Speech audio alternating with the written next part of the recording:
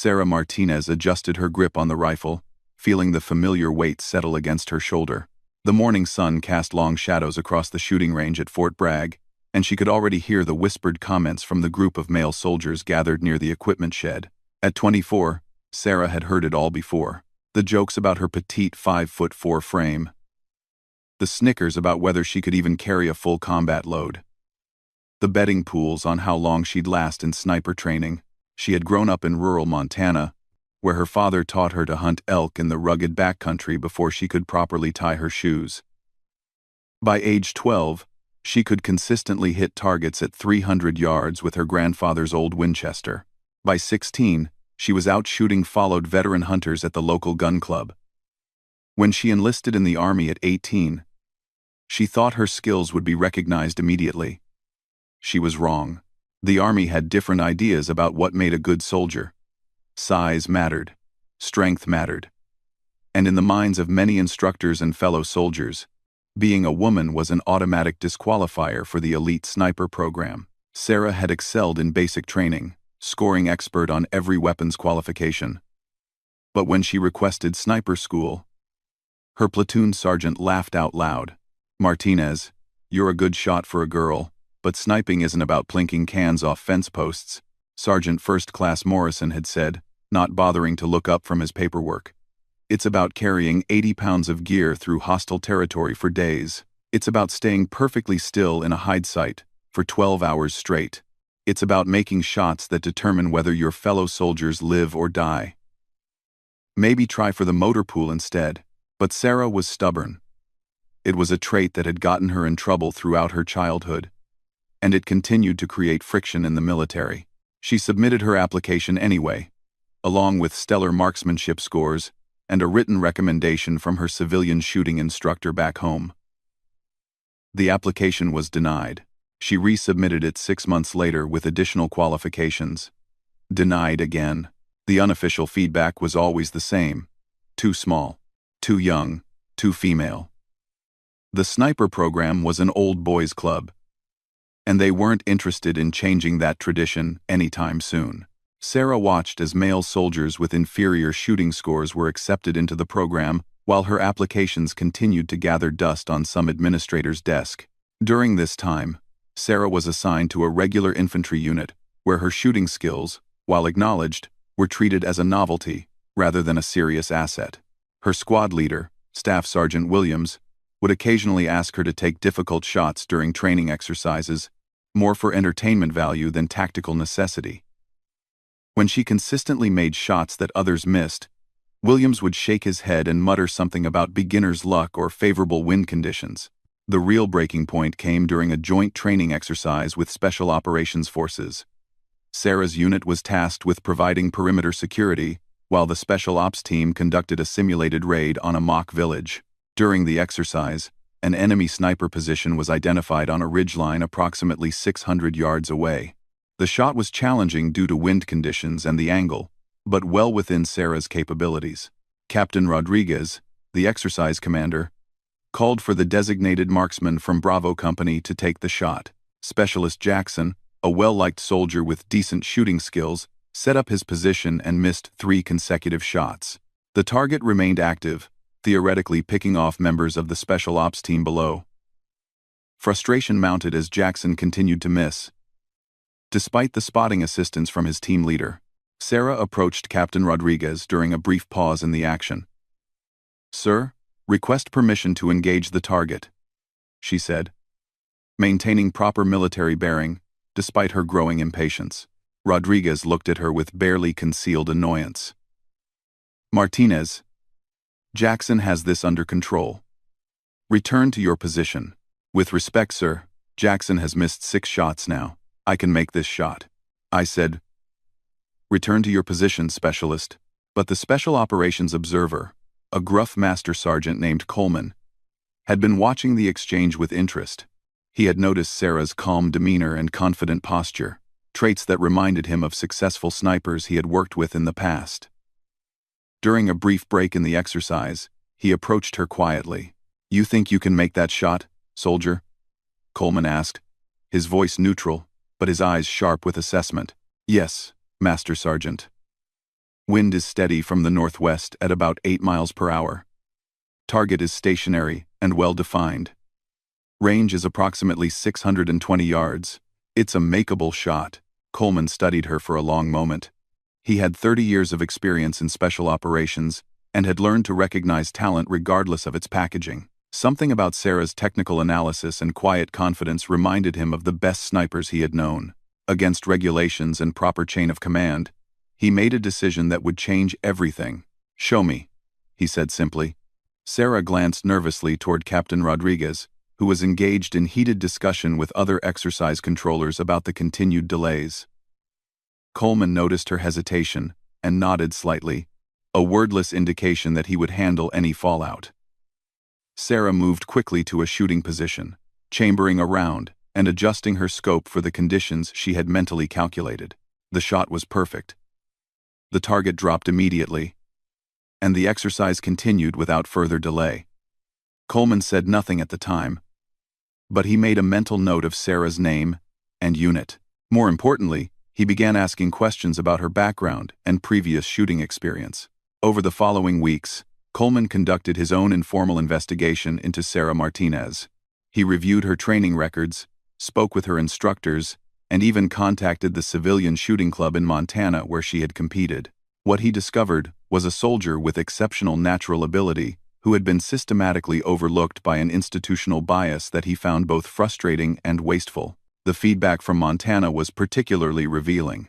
The club president, a retired Marine sniper named Frank Torres, spoke glowingly of Sarah's potential. "That girl has something special," Torres told Coleman during a phone conversation.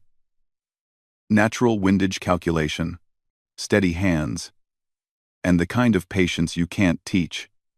I've seen a lot of shooters come and go, but she's got the instincts of a natural-born sniper. Whoever's been keeping her out of advanced training is making a serious mistake." Coleman began documenting everything he learned about Sarah, building a comprehensive file that told a very different story than the official narrative of rejected applications and unsuitable qualifications.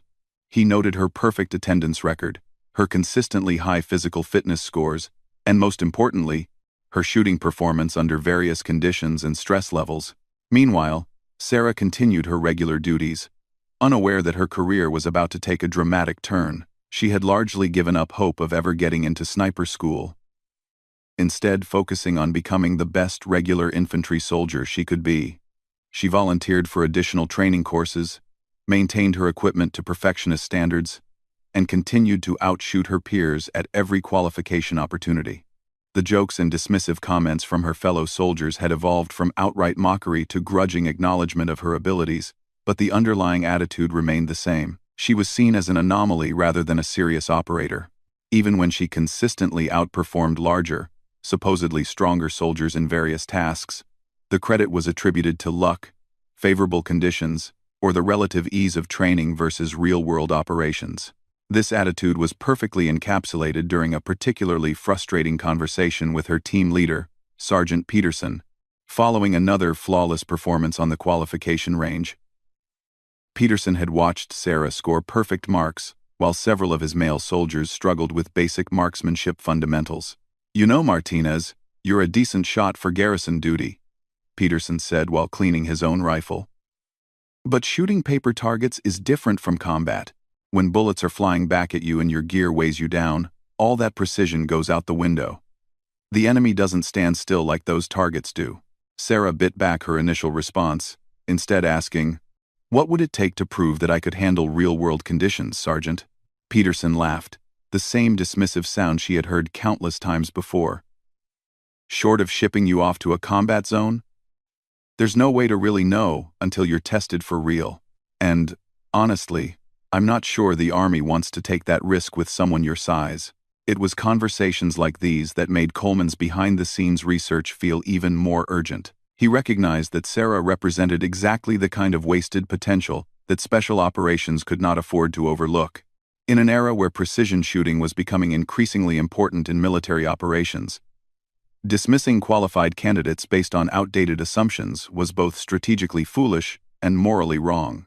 3 months after the joint training exercise, Sarah found herself in an unexpected position. Her unit had been deployed to a forward operating base in a contested region where insurgent activity had been steadily increasing. The mountainous terrain and long sightlines made sniper threats a constant concern, but also created opportunities for precision counter-sniper operations. The deployment started typically enough for Sarah. She was assigned to regular patrol duties and checkpoint security. Her marksmanship skills relegated to backup status behind the unit's official designated marksman, Specialist Garcia. Garcia was competent but not exceptional, struggling with shots beyond 400 yards and showing nervousness under pressure that concerned his squad leaders. Everything changed during the 4th week of deployment, when Garcia was injured in an improvised explosive device attack. Nothing life-threatening, but severe enough to require medical evacuation and several weeks of recovery. Suddenly, Sarah found herself as the unit's primary precision shooter by default rather than design. Captain Rodriguez, the same officer who had dismissed her during training exercises, was now faced with a practical problem. His unit needed a designated marksman, and Sarah was the most qualified soldier available.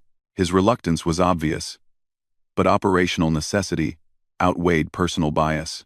"Martinez, you're taking over Garcia's responsibilities temporarily," Rodriguez announced during the morning briefing. "I want to be clear that this is purely situational. Once Garcia returns or we get a replacement, you'll return to regular duties." Sarah nodded professionally, but internally she felt a surge of determination. This was her chance to prove herself under actual operational conditions, and she intended to make the most of it.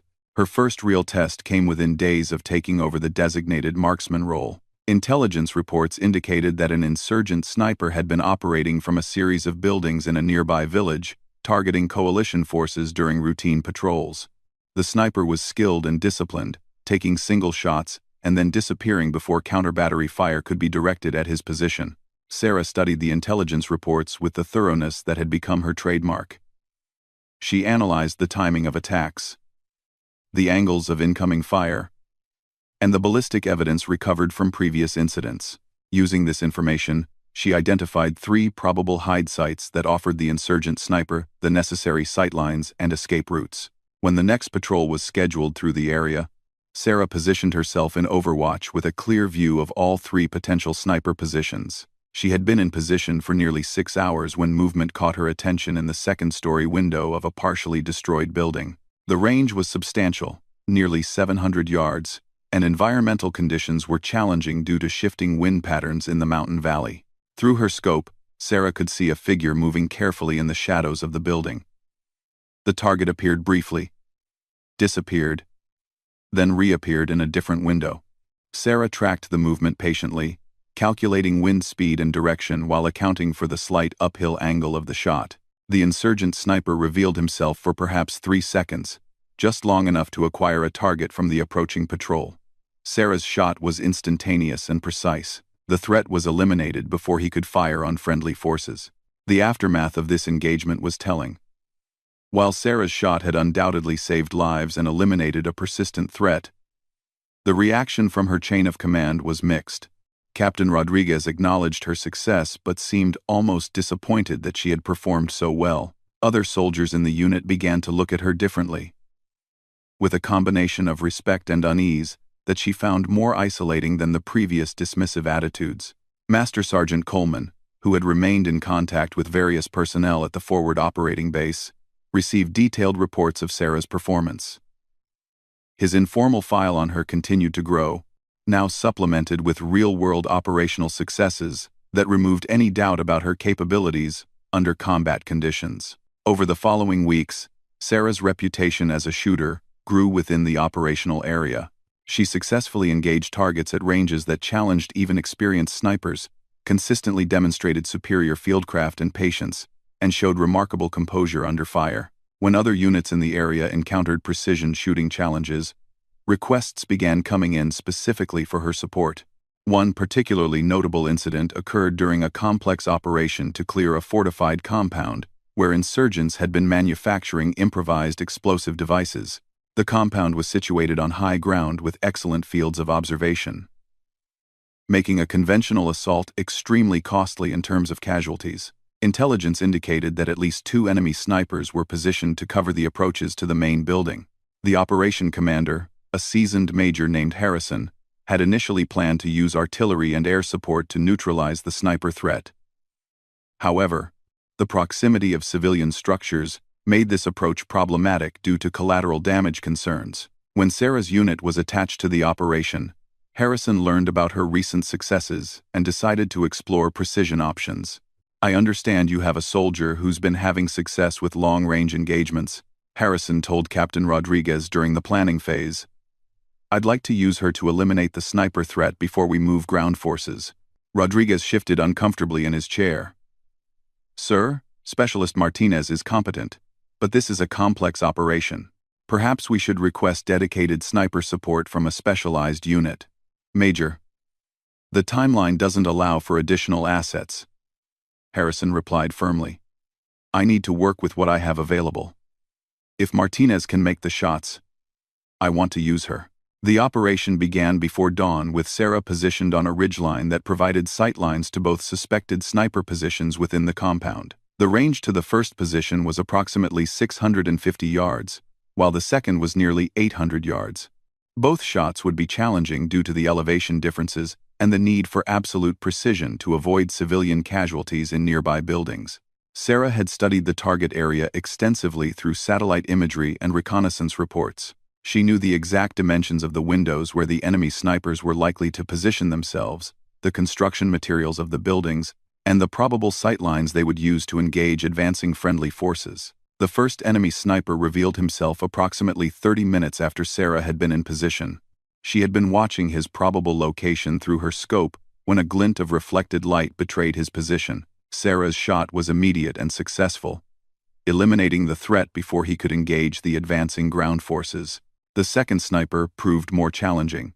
He was positioned deeper within the building structure and only exposed himself for brief moments while acquiring targets. Sarah waited patiently, tracking his movement pattern and timing his appearances.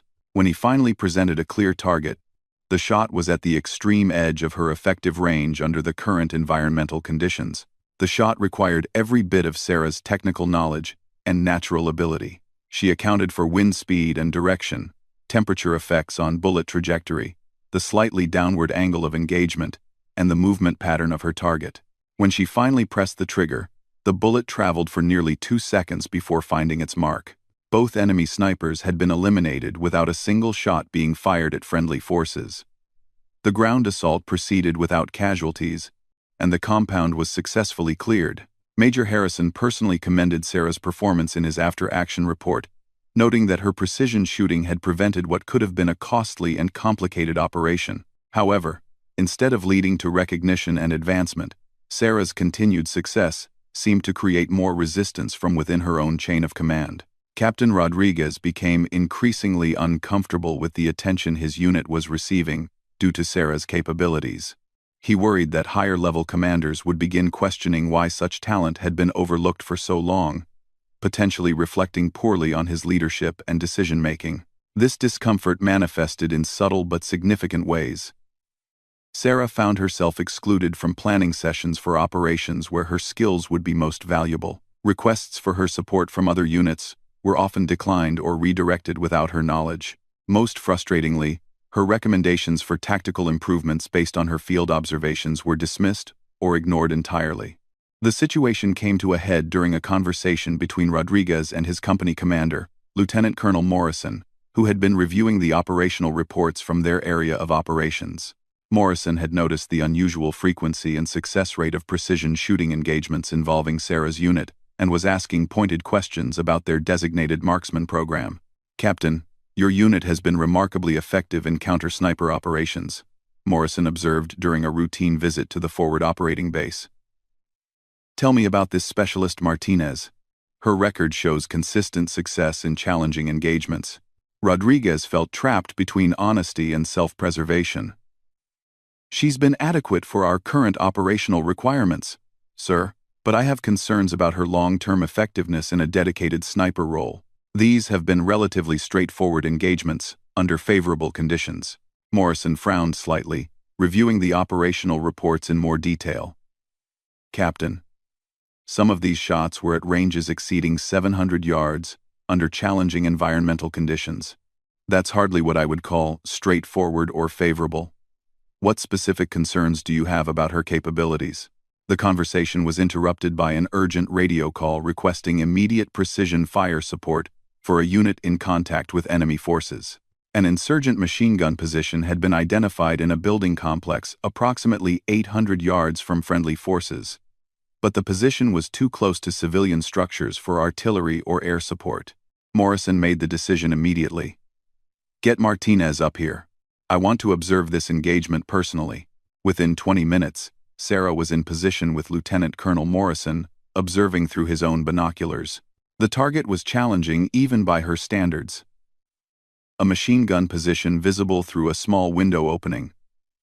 With friendly forces in close proximity and civilian buildings in the background, the shot required absolute precision to neutralize the threat without risking collateral damage. Sarah took her time, carefully calculating all environmental factors and studying the target through her scope. The enemy machine gunner was partially concealed and moving periodically, making timing critical. She waited for nearly 15 minutes before the target presented a clear engagement opportunity. The shot was perfect. The machine gun fell silent immediately, and the friendly forces were able to advance without further resistance. Morrison watched the entire engagement through his binoculars, noting Sarah's methodical approach, patience under pressure, and absolute precision in execution. Following the successful engagement, Morrison pulled Captain Rodriguez aside for a private conversation that would have significant implications for Sarah's future, though she remained unaware of the discussion at the time.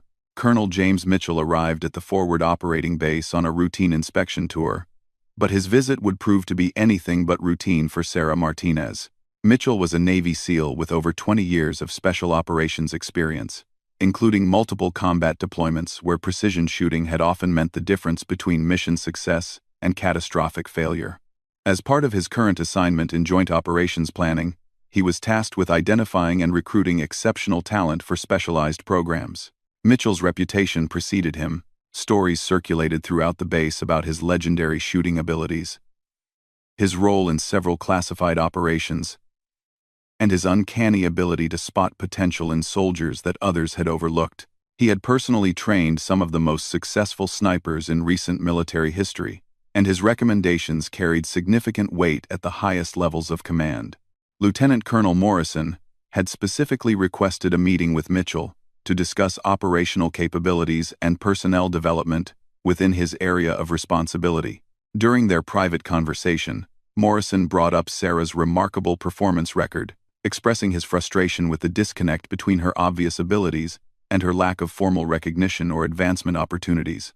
Colonel, I have a soldier whose performance frankly defies explanation given her current status, Morrison began, sliding a thick file across the table. Specialist Martinez has been operating as our designated marksman for several months, and her success rate is unlike anything I've seen in my career. Mitchell opened the file and began reading through the operational reports, range scores, and performance evaluations. His eyebrows raised incrementally as he reviewed engagement after engagement, where Sarah had successfully eliminated threats at ranges and under conditions that challenged even experienced snipers. What caught his attention wasn't just the success rate, but the technical precision and tactical understanding evident in each engagement. These are impressive statistics, Mitchell said, continuing to read through the documentation. What's her background? Where did she receive sniper training? That's the remarkable part, sir. She hasn't received formal sniper training. All of this performance is based on natural ability and self-developed techniques. She's been repeatedly denied admission to sniper school for various administrative reasons. Mitchell looked up from the file with obvious interest. What kind of administrative reasons? Morrison hesitated slightly before answering.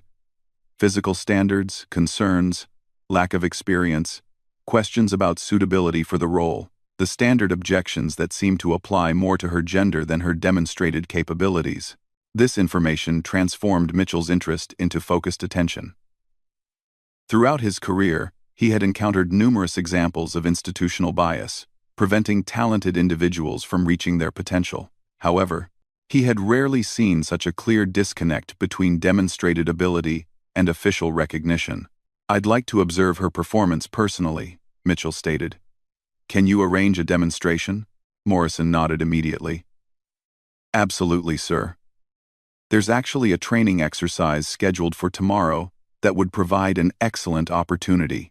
The next morning, Sarah found herself at the range for what she had been told was a routine marksmanship assessment. She was unaware that Colonel Mitchell was observing from a concealed position, taking notes on every aspect of her preparation, execution, and follow-up procedures. Morrison had deliberately kept Mitchell's presence secret to ensure Sarah's performance wasn't affected by knowledge that a senior special operations officer was evaluating her.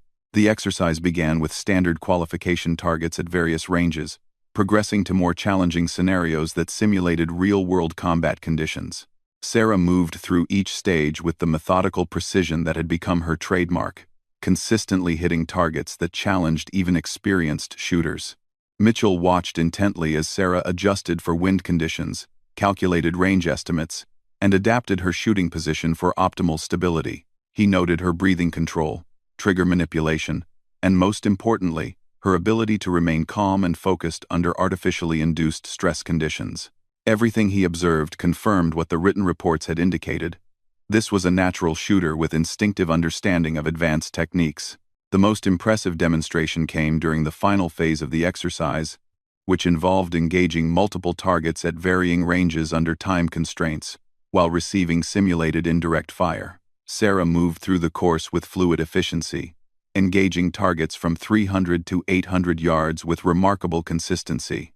Her final target, a silhouette at nearly 900 yards in challenging wind conditions, fell with a single shot that drew audible appreciation from the range safety officers. Following the exercise, Mitchell approached Morrison with a request that would change everything for Sarah. "Lieutenant Colonel, I want to conduct a comprehensive evaluation of Specialist Martinez. Based on what I've observed today and the documentation you've provided, she represents exactly the kind of talent that we're actively seeking for advanced programs." "What kind of evaluation, sir?" "I want to review her complete military record, interview her extensively about her background and techniques, and most importantly, I want to understand why someone with her obvious capabilities has been systematically excluded from advancement opportunities." Over the following week, Mitchell conducted the most thorough personnel evaluation of his career. He reviewed every document in Sarah's military file, spoke with her previous instructors and commanders, and conducted several lengthy interviews with Sarah herself about her shooting background, technical knowledge, and tactical understanding. The picture that emerged was both impressive and troubling. Sarah's natural abilities were extraordinary by any measure, comparable to or exceeding those of many successful snipers he had worked with throughout his career. Her technical knowledge was largely self-taught but remarkably sophisticated, indicating an intuitive understanding of ballistics, environmental factors, and precision shooting principles that typically required years of formal training to develop. However, the systematic exclusion she had experienced was equally remarkable for its consistency and apparent basis in bias, rather than legitimate professional concerns. Mitchell reviewed the rejection letters from her sniper school applications and found them filled with vague references to unsuitability and standard disclaimers that had no basis in her actual performance or demonstrated abilities. During his most extensive interview with Sarah, Mitchell probed deeply into her understanding of advanced shooting concepts, her mental approach to precision shooting, and her long-term career aspirations. Her responses revealed not only technical competence, but also the kind of strategic thinking and adaptability that made great snipers exceptional operators. "Specialist Martinez, walk me through your process for engaging a target at unknown range under variable wind conditions," Mitchell requested during their final interview session. Sarah's response was comprehensive and technically accurate, covering range estimation techniques, wind reading methods, holdover calculations, and target prioritization considerations. She spoke with quiet confidence about concepts that many formally trained snipers struggled to master, demonstrating understanding that came from practical application rather than memorized doctrine. "Where did you learn these techniques?" Mitchell asked. "Mostly trial and error, sir. I read everything I could find about long-range shooting, studied ballistics data, and practiced whenever I had range time available." The concepts make sense when you understand the physics involved. Mitchell leaned back in his chair, impressed by both her knowledge and her methodology. Have you ever considered that your approaches might differ from standard military doctrine? Sarah hesitated before answering. Yes, sir. Sometimes I use techniques that weren't covered in basic marksmanship training, but they work consistently, so I continued developing them. This conversation confirmed Mitchell's assessment that Sarah represented rare natural talent combined with self-directed learning ability that could be developed into exceptional capability with proper training and opportunities. More importantly, it reinforced his growing conviction that her exclusion from advancement represented a significant failure of the military personnel system. Armed with comprehensive documentation of Sarah's abilities and background, Mitchell prepared a detailed report that would fundamentally alter her career trajectory. However, before submitting his recommendations through official channels, he decided to address the situation more directly. Mitchell requested a meeting with all of Sarah's previous commanders who had been involved in rejecting her applications or limiting her advancement opportunities. The meeting was held at division headquarters with several senior officers present, including Captain Rodriguez, who had consistently downplayed Sarah's abilities despite her obvious success. Gentlemen, I've completed an extensive evaluation of Specialist Martinez, and I want to discuss some concerning discrepancies between her demonstrated capabilities and the official assessments in her file. Mitchell began, his tone professional but unmistakably serious. He proceeded to present a systematic comparison between Sarah's actual performance data and the justifications provided for excluding her from advanced training. The contrast was stark and difficult to explain through any legitimate professional criteria. Engagement ranges, accuracy percentages, and tactical effectiveness measures all painted a picture of exceptional ability that contradicted official characterizations. Colonel, with respect, garrison training performance doesn't necessarily translate to real-world effectiveness. Captain Rodriguez interjected, attempting to defend his previous assessments. Mitchell smiled coldly and opened another section of his file. Captain, I also have detailed reports from her recent deployment, including multiple successful engagements under combat conditions at ranges exceeding 700 yards. One particular engagement eliminated an enemy machine gun position at 800 yards, while friendly forces were in close proximity and civilian structures required precise fire control. Would you characterize that as garrison training conditions? The room fell silent as the senior officers absorbed the implications of Mitchell's presentation. The systematic nature of Sarah's exclusion, combined with her exceptional performance when given opportunities, created an uncomfortable picture of institutional bias that could no longer be ignored or explained away through alternative interpretations. Lieutenant Colonel Morrison, who had initially brought Sarah to Mitchell's attention, spoke up during the uncomfortable silence. Colonel Mitchell, what are your recommendations regarding Specialist Martinez? Mitchell's response was swift and decisive. Immediate enrollment in advanced sniper training, fast-tracked promotion to reflect her demonstrated capabilities, and formal recognition of her operational achievements. Furthermore, I'm recommending her for consideration in joint special operations programs where her skills can be properly utilized. The meeting concluded with Mitchell's recommendations being forwarded through appropriate channels, but the real impact was already evident in the changed attitudes of Sarah's chain of command. Officers who had previously dismissed her abilities now faced the uncomfortable reality that their assessments had been fundamentally wrong, witnessed and documented by one of the most respected operators in the special operations community. Within 2 weeks, Sarah received official notification of her acceptance into advanced sniper training with a start date that reflected unprecedented priority placement. The orders were signed by a general officer and included language specifically noting her exceptional operational performance and potential for specialized assignments. When Captain Rodriguez was required to inform Sarah of her new assignment, the conversation was brief and markedly different from their previous interactions. Gone were the dismissive comments and condescending explanations about realistic expectations. Instead, Rodriguez simply handed her the orders and offered congratulations on her selection for advanced training. Sarah's response was characteristically understated. Thank you, sir. I'll make sure to represent the unit well. As Sarah prepared for her departure to sniper school, word of Colonel Mitchell's evaluation spread throughout the base.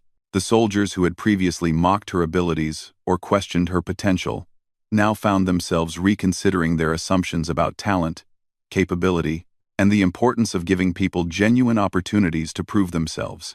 Master Sergeant Coleman, who had been quietly supporting Sarah throughout her journey, approached her during her final week at the forward operating base. "Martinez, I want you to know that some of us always knew you had something special. Colonel Mitchell just made it official." Sarah nodded gratefully, understanding that Coleman's early recognition and support had played a crucial role in creating the opportunities that led to Mitchell's evaluation. "Thank you, Master Sergeant. Your confidence meant more than you know."